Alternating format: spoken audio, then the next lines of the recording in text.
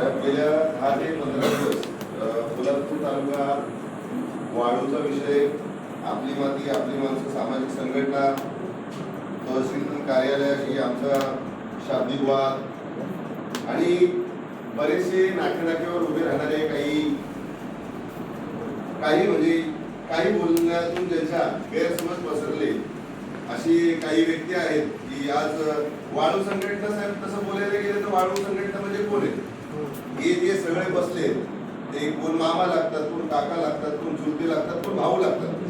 पण ज्या पद्धतीने आपली माती आपली माणसं संघटना विरुद्ध वाळू संघटना जो काय तालुक्यात काही लोकांनी गैरसमज निर्माण केला आणि निव्वळ तालुक्यात चुकीच्या पद्धतीने वादविवाद कसे होतील या सगळ्या गोष्टी, सगळेच काय वाईट नसतात पण काही एक दोन जण असतात ते वातावरण खराब करतात. असू द्या, त्यांची लहानपणापासून सवय असेल. पण आता तुम्ही दोन सन्माननीय आहात, आपले कुमार साहेब, पत्रकार बांधव पण आले आणि बरेच सामाजिक कार्यकर्ते पण आले जे बोलू शकत नाही, पण त्यांना आज बोलायला मिळालं तर रेतीवाल्यांकडनं किती चुका होत आहेत हे तुमच्या समोर दाखवायलाही तयार आहेत. तर माझी तुम्हाला एकच विनंती आहे की वाळू काढण्यासाठी आमचा विरोध नाही, पण अतिरेक, आगाऊपणा, दादागिरी ह्या सगळ्या गोष्टी असतील तर तुम्हाला जर वाटत असेल की आम्ही वाळूवाले आहोत, आम्ही कुठल्यातरी पक्षाचे पदाधिकारी आहोत, आमच्या नादाला कोण लागेल, तर कायद्याच्या समोर साहेब कोणच मोठा नाही. त्याच्यामुळे नंतर यांचं बाजू समजून घेतल्यानंतर तुम्ही एक सरकारी पदाधिकारी म्हणून रॉयल्टी म्हणजे काय, रॉयल्टी काढताना तो माणूस किती ठिकाणचे स्पॉट दाखवतो आणि तेवढ्यातच वाळू काढायचा त्याला अधिकार असतो आणि तो पण तुम्ही दिलेली नियमावली आहे 200 ब्रास 500 ब्रास एवढ्या पुरताच मर्यादित असतो.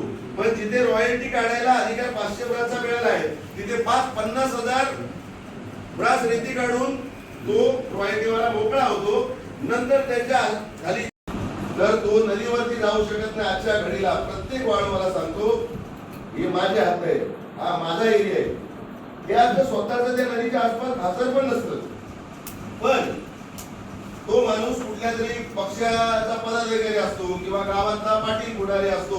मग सामान्य माणूस बोलला की मग त्यांनी गावात आणणं, त्याला अन्याय करणं हे लोकांची आलेली तक्रार आहे, मी सांगत नाही. मग मला सांगा साहेब, माझ्या गावातून मला थोडी रेती पाहिजे तर ही नदी माझी पण आहे की नाही? मग जर मी गमेला घेऊन गेलो, मी कुणी घेऊन गेलो तर हे वाळूवाले त्याला परत पाठवतात, हे इकडे यायचं नाही, हे माझ्या हात आहे.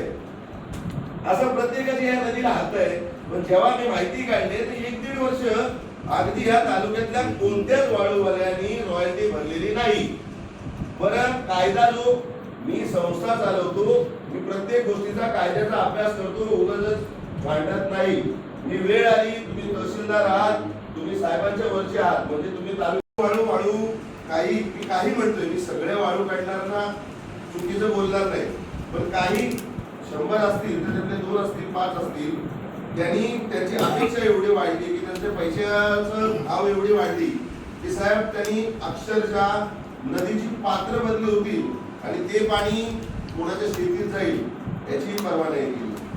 परत त्या ठिकाणी जायचंय तर तिथे शेतकऱ्यांचे शेताचे बांध जेसीबीने तोडले, त्यांचा जेसीबी डंपर आतमध्ये जाईपर्यंत ते बांध तोडले. लोक अनेक तालुक्यातली बोंबत आहेत, अरे बाबा बांध मला न विचारता तोडलायस, तुझी रेती काढून झाली, पावसाळा आला, हे लोक बांध भरून देत नाही. बरीच जण काही जण ते झालं नदीची. आता आम्ही सगळे या 3 पुण्यातले लोक किंवा इतरही आम्ही नदीवरती गौर गणपती विसर्जनला करायला जातो. तर दरवर्षी मी कोपडेगावचं सांगतो, दरवर्षी आम्ही नदीला गौर गणपती विसर्जन करताना जो आमचा पूर्वीचा खंडस आणि कोपडेगावाचा मिळून दोघे आलो 1-2 दिवस आपलं काही कार्य असेल किंवा तुमच्याकडे विषय असतील आपले करिअर मार्गदर्शन हे करून आम्ही निघून जातो.